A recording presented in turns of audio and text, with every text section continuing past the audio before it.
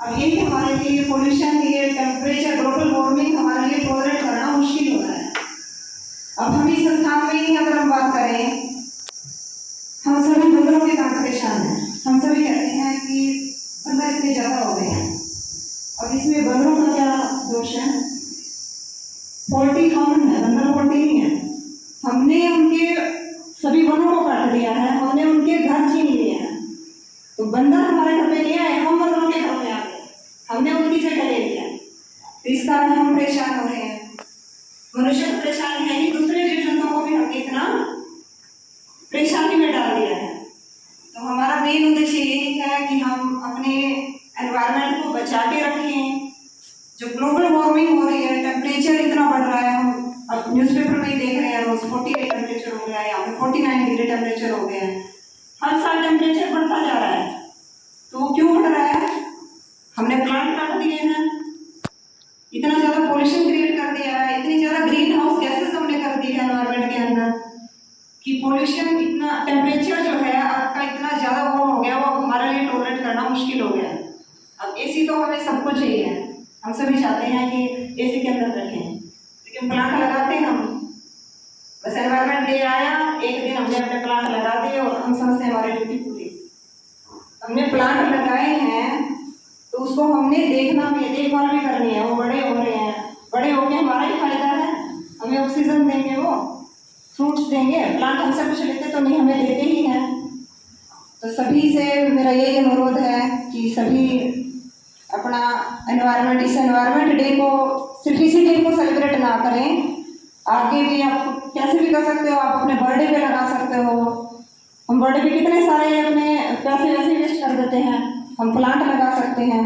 कम से कम साल में हम डेली हर इंसान भी 10-10 प्लांट भी लगाएगा तो भी हम आने वाले जो जनरेशन है उनके लिए एक अच्छा वातावरण हम उनको दे पाएंगे।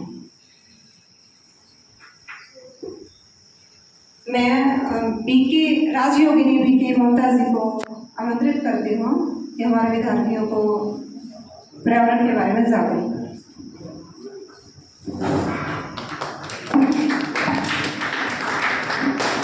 डॉक्टर साधु राम जी।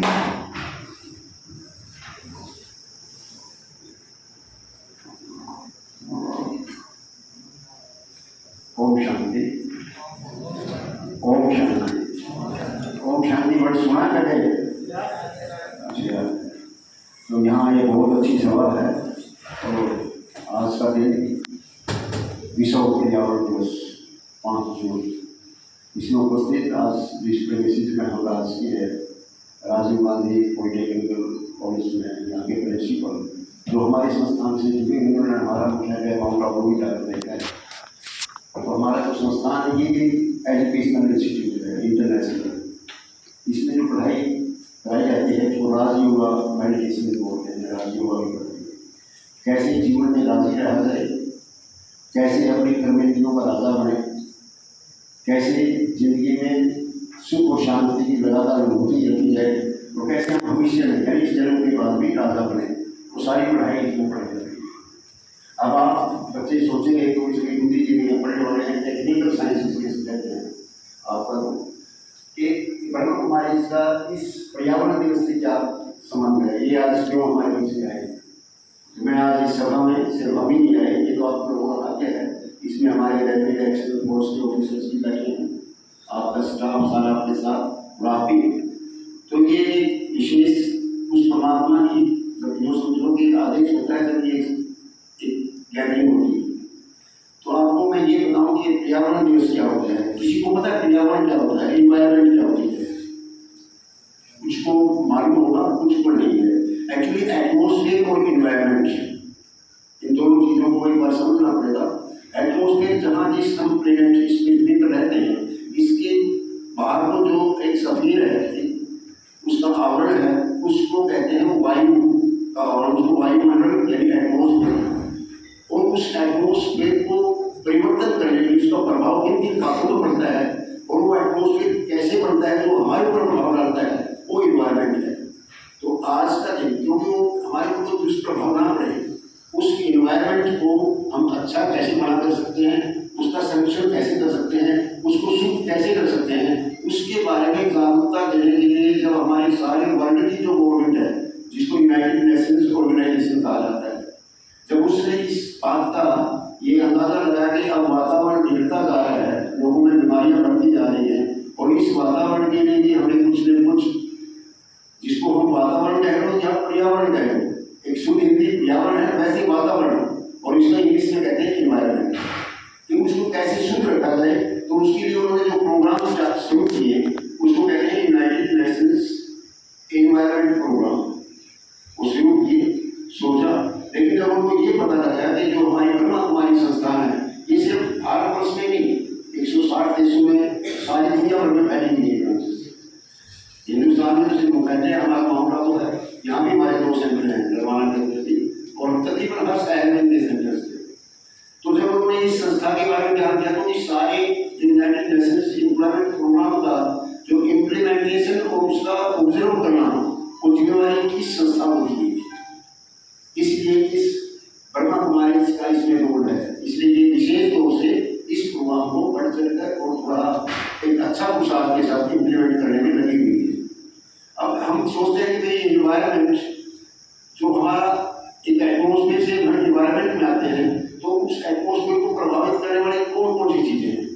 अब पृथ्वी की चारों तरफ क्या आवरण है, हमारा थल यानी भूमि, हमारा जल, वायु और इसका टेम्परेचर जिसको हम अग्नि कहते हैं। और इन चीजों को सारों को अगर संतुलित रखना है तो ये जरूरी नहीं कि सिर्फ पृथ्वी को ही हम शुद्ध रखें, जल को भी रखना पड़ेगा, वायु को भी रखना पड़ेगा और टेम्परेचर को भी रखना पड़ेगा। अब वायु सबसे इम्पोर्टेंट है, और वायु में किस किस तरह का प्रदूषण होता है वो भी कई तरह का है, एक पूरी साइंस है ये। और आज के दिन देखा गया कि इसमें प्रदूषण सिर्फ बैक्टीरिया या वायरस या केमिकल का ही नहीं, सबसे जो प्रदूषण है वो हमारे जो थॉट्स हैं, हमारे जो विचार हैं। हम चाहे अपने लिए सुख कामना नहीं करते, बल्कि ज़्यादा ये सोचते हैं कि दूसरा ज़्यादा सुखी क्यों है। जो हमारे जो थॉट्स नेगेटिव होते जा रहे हैं, और जिससे कि ज़्यादा जिस तरह प्रदूषण है, उस चीज़ का इलाज ही ये ब्रह्मा कुमारी करती है, ये सिखाती है। वो प्रदूषण सबसे घातक है। तो ठीक, बाकी तो आपको कुछ हमारी दीदियाँ बताएंगे इस बारे में, लेकिन विशेष तौर से मैं आप बच्चे जो बैठे हैं, मैं सौभाग्य समझता हूँ कि मेरे बच्चों को मैं आज ये बात बताने के लिए मुझे अवसर मिला है। ये सारी सृष्टि का जो संरचना है, इस सारी सृष्टि को चलाने वाले जो 3 सत्ता हैं, एक परमात्मा, एक प्रकृति और एक आत्मा।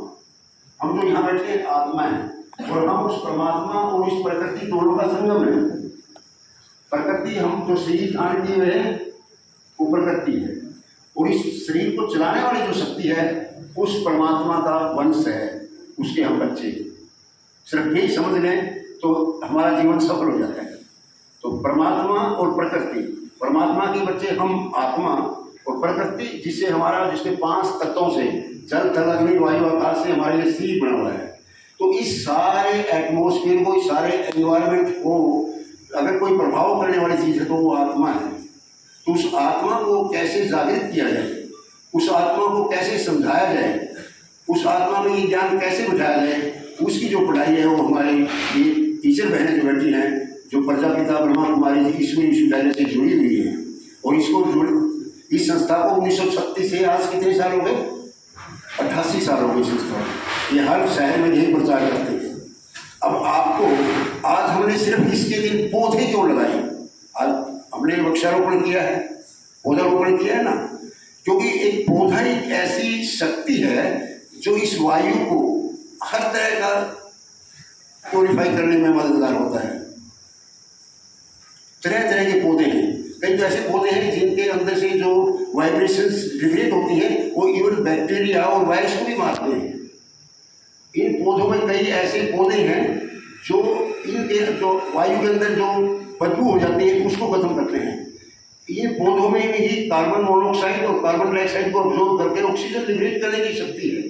यानी सबसे ज़्यादा अगर रोल है इस पर्यावरण को शुद्ध करने का, वो शक्ति है हमारे पेड़ और पौधे, इसलिए इसको महत्व दिया गया। इसलिए आज आपका वैसे तो इस विद्यालय में मैं तो समझता हूँ कि इतनी जगह, इतना खुला वातावरण, शुद्ध वातावरण, हर तरह से पीसफुल वातावरण शायद ही किसी संस्था में होगा, क्योंकि आजकल तो जमीन की इतनी कमी होती जा रही है, लेकिन आपको इतना खुला वातावरण मिला हुआ है, पेड़ पौधे हैं, हरियाली हरियाली है और वातावरण आपका जो यहाँ स्टाफ आता है वो भी इतना, क्योंकि मैं तो 3-4 बार यहाँ संस्थाओं में आया हूँ, बच्चों को मैंने क्लासेज भी ली हैं कि कैसी वैल्यूज को किया जाए, तो आप बहुत भाग्यशाली हैं।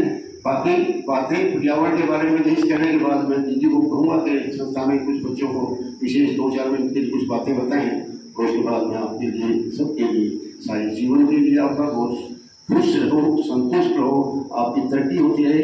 और आपको विशेष तौर से इस बात का मैं आज एक समय से आपको प्रोत्साहन दे रहा हूँ कि आपने ऐसी संस्था में आपका पाला पड़े जो बहुत ही बढ़िया है। मैं तो आपके प्रिंसिपल साहब से इतना फैन हूँ कि ये इस ज्ञान में मेडिटेशन करने में सुबह से शाम तक कभी थकान नहीं होती, इतना वर्णन है। बच्चों की भी पड़ती, कोई भी काम को बच्चों के भले के लिए करे, ये हमेशा ही तैयार रहते हैं। तो इतना बढ़िया आपको स्टाफ मिला है यहाँ, इतना बढ़िया आपको यहाँ प्रीमिसेस मिला है, तो आप बच्चे को लगन से यहाँ पढ़ते रहेंगे और अपने जीवन को सफल करेंगे। ओम शांति।